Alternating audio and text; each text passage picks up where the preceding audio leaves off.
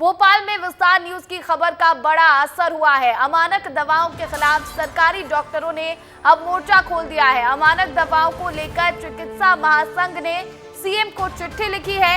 मरीजों की जान के साथ खिलवाड़ किया जा रहा है। गंभीर बीमारी के इलाज में दवाओं का उपयोग किए जाने पर असर नहीं देखने को मिल रहा।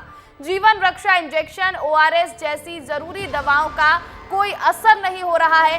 अमानक दवा सप्लाई करने वाली कंपनियों पर केस करने की मांग की गई है और पूरे मामले की उच्च स्तरीय जांच की भी मांग की गई है। एमपी पब्लिक हेल्थ कॉर्पोरेशन की रिपोर्ट में 10 दवाएं अमानक पाई गई थी और विस्तार न्यूज ने प्रमुखता से अमानक दवाओं की खबर दिखाई थी और हमने खबर दिखाई और इसके बाद इसका असर भी देखने को मिल रहा है, क्योंकि अब अमानक दवाओं के खिलाफ सरकारी डॉक्टरों ने मोर्चा खोल दिया है।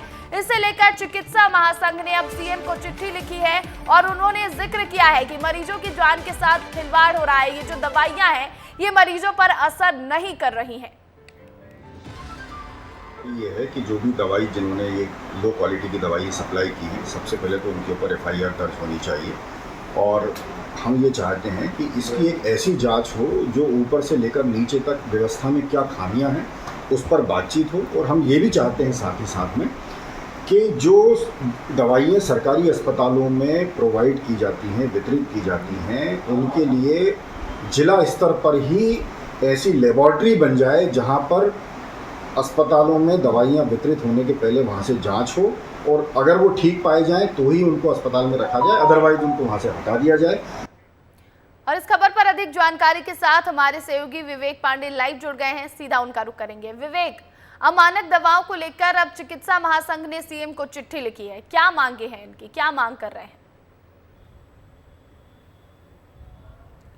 देखिए, मध्य प्रदेश में जनता की सेहत को लेकर सरकार और सिस्टम कितना संजीदा है, ये प्रोफेसर मालवी ने बताया है कि मध्य प्रदेश में दवाइयाँ मरीजों को खिलाई जा रही है लेकिन उनका असर नहीं हो रहा है। तो दवाइयाँ आखिर ये कैसे आ रही हैं, इन तमाम मसलों को लेकर उच्च स्तरीय जांच कराने का डिमांड है वो की गई है, क्योंकि जो प्रोफेसर दवाइयाँ लिख रहे हैं वही अस्पताल में सप्लाई हो रही है लेकिन उन दवाइयों से मरीजों को कोई फ़ायदा नहीं हो रहा है। और यही वजह है कि प्रोफेसर मालवी ने ये पत्र लिखते हुए सरकार से मांग की है कि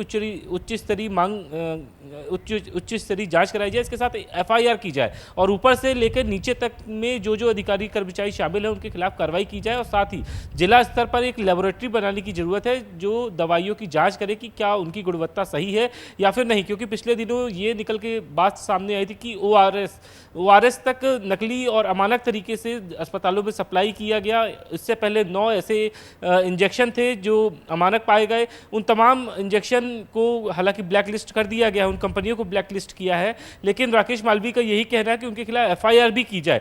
आखिर ये इंजेक्शन और ऐसी दवाइयां अस्पताल में क्यों आ रही हैं, कैसे आ रही हैं, इस पूरे मामले की जांच खाने से कोई फायदा ही नहीं हो रहा मरीज को, ऐसी दवाइयों पर बैन लगना चाहिए और खासकर ऐसी कंपनियों पर कार्रवाई होनी चाहिए।